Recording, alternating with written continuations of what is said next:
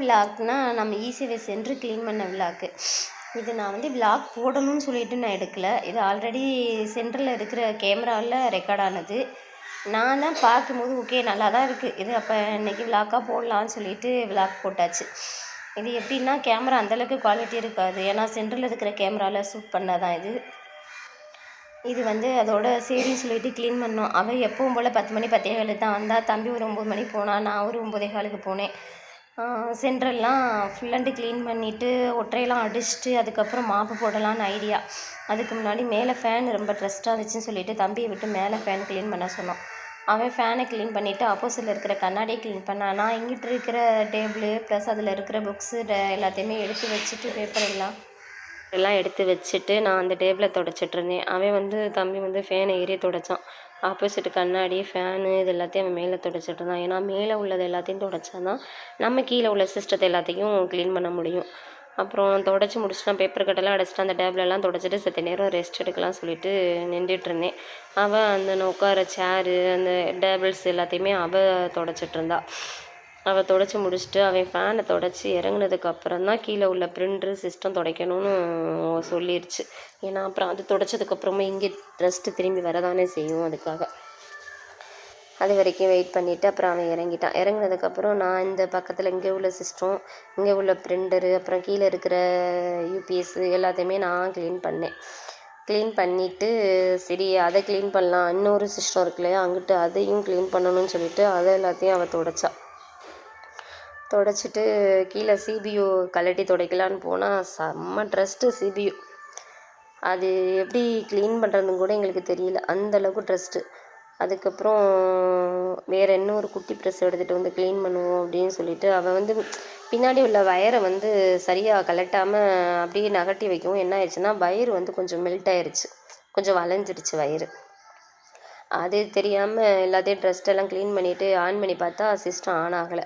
சரி இப்போதைக்கு அதை போட்டு நோண்டிக்கிட்டு இருந்தால் டைம் வேஸ்ட்டாக போயிருன்னு சொல்லிட்டு அதை தூக்கி உள்ளே வச்சாச்சு. உள்ளே வச்சுட்டு ஃபைனலாக பார்த்துக்கலாம் அப்படின்னு அதை தூக்கி வச்சாச்சு. வச்சுட்டு மற்றதை பார்ப்போம் அப்படின்னு சொல்லிட்டு அதுக்கு இடையில 1-2 ஜெராக்ஸ் இந்த மாதிரி வந்துட்டு இருந்துச்சு. அதே தம்பி எடுத்து கொடுத்துட்டு இருந்தாப்புல. கேமரா ஏன் இவ்வளோ மங்கலாக இருக்குன்னா இது கடையில் உள்ள கேமரா தான், ஆல்ரெடி சொல்லியிருப்பேன். அதனால தான் அவ்வளோ மங்கலாக இருக்குது. எதுவும் கேமரா மங்கலாக இருக்குன்னு எதுவும் நினச்சிக்க வேணாம். அதுக்கப்புறம் சரி மாப்பு போடலான்னு பார்த்தா மாப்பு போட்டால் வேலை இல்லை, ஏன்னா அவ்வளோ ட்ரஸ்ட்டு. ஃபஸ்ட்டு தண்ணி ஊற்றி ஃபுல்லண்டு வாஷ் பண்ணி தண்ணியை தள்ளி விட்ருவோம், அதுக்கப்புறம் மாப்பு போடலான்னு சொல்லிட்டு தண்ணியெல்லாம் தள்ளி கிள்ளி விட்டுட்டு டேபிளெல்லாம் நகட்டிக்கிட்டு எல்லாம் பண்ணிவிட்டு டேபிளையும் ஈரத்துணி போட்டு துடைக்கலாம் சொல்லிவிட்டு அதையும் ஈரத்துணி போட்டு ஃபுல்லண்டு துடைச்சாச்சு. துடைச்சிட்டு மாப்பு நல்லபடியாக போட்டு முடிச்சாச்சு. அப்பாடான்னு மாப்பு போட்டு முடிச்சுட்டு வெளியில் உள்ள அந்த வறண்டா எல்லாத்தையும் தண்ணி ஊற்றி கழுவிட்டு பார்த்தா அங்கே சைடில் செம்ம குப்பை. சரில நீ வந்து நம்ம சாமி கும்பிடல, காலையில் நீ போய் சாமியை கும்பிடு, நான் வந்து இது ஃபுல்லாக கூட்டி அள்ளிட்டு வரேன்னு சொல்லிவிட்டு நான் ஃபுல்லண்டு அதை கூட்ட போயிட்டேன். அதுக்கு முன்னாடி என்ன நடந்துச்சுன்னா அந்த கண்ணாடி ஸ்லாப்பை வந்து நம்ம தண்ணி வச்சு துடைக்காதனால அதையும் துடைச்சி விட்றணும் அப்படின்னு சொல்லிட்டு நான் தான் ஏறி ஃபுல்லண்டு அந்த ஃபோன் இருந்தது அந்த டேபிள் எல்லாத்தையும் நான் தான் துடைச்சேன். துடைச்சி முடிச்சுட்டு தான் அப்புறமா லாஸ்ட்டாக வந்து மாப்பு போட்டோம். மொத்த மாப்பும் போட்டு எடுக்கிறதுக்குள்ளே முடிஞ்சு போச்சு. அழுக்கு வந்த மேனிக்கு தான் இருந்துச்சு. கொஞ்சோண்டு கம்போட்டு கொஞ்சம் மஞ்சள் பொடியும் போட்டு லைட்டாக தான் போட்டு மாப்பு போட்டோம். மாப்பு போட்டு முடிச்சுட்டு நான் அப்புறம் வெளியில் சொன்னேன் இல்லையா, வெளியில் கூட்டி அள்ளலான்னு சொல்லிட்டு கூட்டி அள்ள போயிட்டேன். கூட்டி குப்பையெல்லாம் வச்சுட்டு தீயை வச்சுட்டு அதுக்கப்புறம் வந்து கோலம் போடலாம், ஏன்னா காலையில் கோலம் போடலையா அதனால் இப்போ கோலம் போடலான்னு சொல்லிட்டு சும்மா சிம்பிளாக ஒரு சின்ன கம்பி கோலம். இது வந்து 7 புள்ளி ஊடு புள்ளி 4 முடிய அந்த மாதிரி புள்ளி வச்சு சும்மா கம்பி கோலம் போட்டேன். அந்த கம்பிக்கோலம் போட்டு முடிச்சுட்டு கம்பிக்கோலம் போட்டுட்ருக்கும் போதே நான் சொன்னால் காலையில் பூ போடல, அதனால் இருக்கிற பூவை நீ போட்டுட்டு பற்றி பற்றி சாமியை கும்பிடுமா அப்படின்னு சொல்லிட்டு அவள் அந்த வேலையை பார்க்க ஆரம்பிச்சிட்டா. கோலத்தை போட்டு முடிச்சுட்டு அவள் சாமி கும்பிட்டுட்டு இருந்தா, நான் கோலம் போட்டேன். கோலம் போட்டு முடிச்சுட்டு உள்ளே வந்துட்டு அப்பாடான்னு உட்கார ஸ்டேஜில் தான் ஞாபகம் வருது, ஆஹா அந்த சிபியு அன்றைக்கி ஆன் ஆகலையே, எப்போ அதை பார்க்கணுமேன்னு சொல்லிட்டு திருப்பி வயரெல்லாம் கரெக்ட் பண்ணி ஒழுங்குபடுத்தி எல்லாத்தையும் வச்சுட்டு சிபியூ கலட்டி திருப்பி மாட்டினா அந்த வயரு தான் லைட்டாக மெல்ட்டாக இருந்துச்சு. வயரை லைட்டாக அட்ஜஸ்ட் பண்ணி வச்சு உள்ளே அந்த உள்ளே தூக்கி வச்சு ஆன் பண்ணியாச்சு. மத்தியானம் நான் லஞ்சு சாப்பிட போகல, தம்பி தான் சாப்பிட போனாப்புல. எனக்கு கொஞ்சம் டயர்டாக இருந்துச்சுன்னு சொல்லிட்டு நான் போகல. அவன் போய் சாப்பிட்டுட்டு வரேன்னு சொல்லிட்டு அவன் கிளம்பிட்டான். அவன் கிளம்புனதுக்கப்புறம் செத்த நேரம் உட்காந்துட்டு நான் தான் உள்ளே வயரெல்லாம் பண்ணிகிட்டு இருந்தேன். அவள் உட்காந்து ஃபோன் நோண்டிகிட்டு இருந்தா. அவன் சாப்பிட போயிட்டான். சாப்பிட போயிட்டு அவன் வர்றதுக்குள்ளே 1, 2 கஸ்டமர் வர ஆரம்பிச்சிட்டாங்க.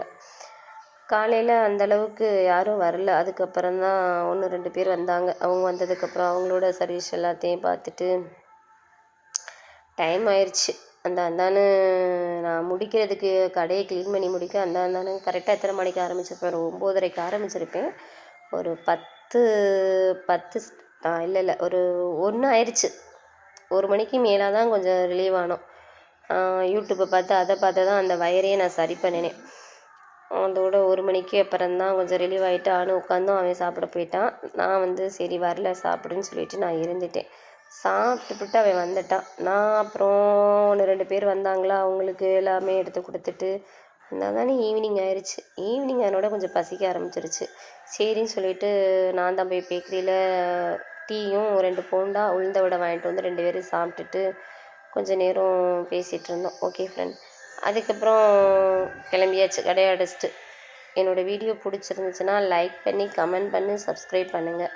உங்களுக்கு எந்த மாதிரி சேவை வேணுங்கிறதையும் எனக்கு கமெண்டில் சொல்லுங்கள். நீங்கள் வாட்ஸ்அப்புக்கு எனக்கு டீட்டெயில்ஸ் எல்லாம் அனுப்புனீங்கன்னா உங்களுக்கு நான் எல்லாமே பண்ணி கொடுத்துருவேன். நீங்கள் எந்த பேமெண்ட்டாக இருந்தாலும் எனக்கு ஜிபே பண்ணலாம். எங்கே இருந்தாலும் தமிழ்நாடு முழுக்க எங்களோட சேவை செய்து தரப்படும். உங்களுக்கு என்ன மாதிரி சர்டிஃபிகேட் வேணும், என்ன வேணும், எதேனாலும் என்ன மாதிரி டவுட் இருந்தாலும் நீங்கள் கமெண்ட் பண்ணுங்கள். உங்களுக்கு ஈஸியாக உங்களுக்கு கம்ஃபர்டபுளாக நாங்கள் எல்லாமே தெளிவாக சொல்லுவோம். ஓகேயா? எங்களோட இசேவை சர்வீஸை தொடர்றதுக்கு உங்களோட சப்போர்ட்டும் உங்களோட எப்படின்னா அது உங்களோட சப்போர்ட் எங்களுக்கு ரொம்ப முக்கியம். எங்களுக்கு ஹெல்ப் பண்ணுங்கள். ஓகே. என்னோடய வீடியோவுக்கு திரும்ப திரும்ப சொல்கிறேன், சப்ஸ்கிரைப் பண்ணி கமெண்ட் பண்ணுங்கள், லைக் பண்ணுங்கள், ஷேர் பண்ணுங்கள்.